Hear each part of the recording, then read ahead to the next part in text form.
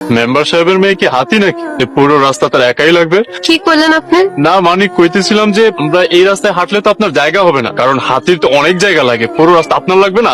ওই আমি না ক্যাটারিনি আমার খালাতো ভাই। ও কি জানে না মেম্বার সাহেবের মাইয়া যেই পথ দিয়া যায় কুসুমপুরের কেউ সেই পথ দিয়ে হাঁটতে পারে না? তাই জানে না। তোমার খালো তো বাইরে ফিরা যাইতে কও। ফিরে যাবো কেন? আমরা পাশ কেটে চলে গেলে তো হয়। ফিরা যাইতে হইব, কারণ তুমি ভুল করছো, আর জনে এমন ভুল না হয় এর লিগা। চলো আম্মা। ওনারা সইলা গেল কেন? তাইলে এতক্ষণে এখানে এত কিছু হইলো, তুমি কিছু দেখো নাই?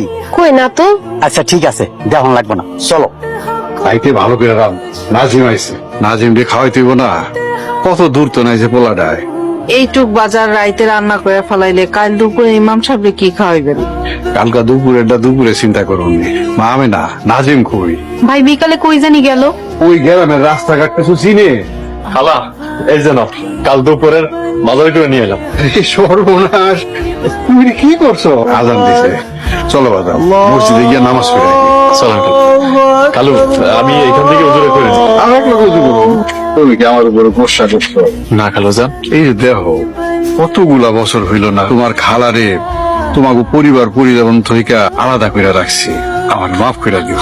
এইসব বলে আমার লজ্জা দিবেন না। যখন খালার মুখে শুনছি আপনি খালারে অনেক আদরে অনেক যত্নে রাখছেন। ভাই সাফ করে গোসল করতে তো সাফ দিয়ে দিতাম।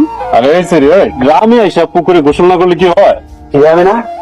পুকুরে কি আমার ভাই শহর থেকে আইছে তো তাই পুকুরে গোসল করতে চাইছিল। মেম্বার সাহেবের মাইয়া গোসল করবো, বাইরে নিয়া এখান থেকে চলে যা। আপনাকে মেম্বার সাহেবের মাইয়ার কি এক পুকুর পানি লাগে নাকি গোসল করতে? ভালো লাগে। তার মানে আপনাকে মেম্বারের মাইয়া সু হয়। এই আপনি কি কইলেন? আপনি অনেক গরম তাই বললাম আর কি। হট মানে কি এটা আমি জানি, তো কিল্লিগে গোসল কথাটা এটা আগে কর। পুকুরে আর কাউরে গোসল করতে দিবেন না। মেম্বার সাহেবের মাইয়া যখন গোসল করতে আসে তখন পুকুরে কারণ আমার নিষেধ। ঠিক আছে, তাইলে মেম্বার সাহেবের মাইয়াই গোসল করুক। আমি না তোর ভাই এরকম মন খুলে গোসল করতে, আমি পরে গোসল করি। আসিল মানে? এখন আর নাই। মেম্বার সাহেব দহলে লয়ে লইছে। কেন? মেম্বার সাহেবের থেকে আব্বাই টাকা নিছিল। খালুজান কয় টাকা নিছিল মেম্বারের কাছ থেকে? জানি না। আমি থাকতে মেম্বার সাহেব খালুজানের সম্পত্তি দখল করে খাইবো? তা হইতে দিব।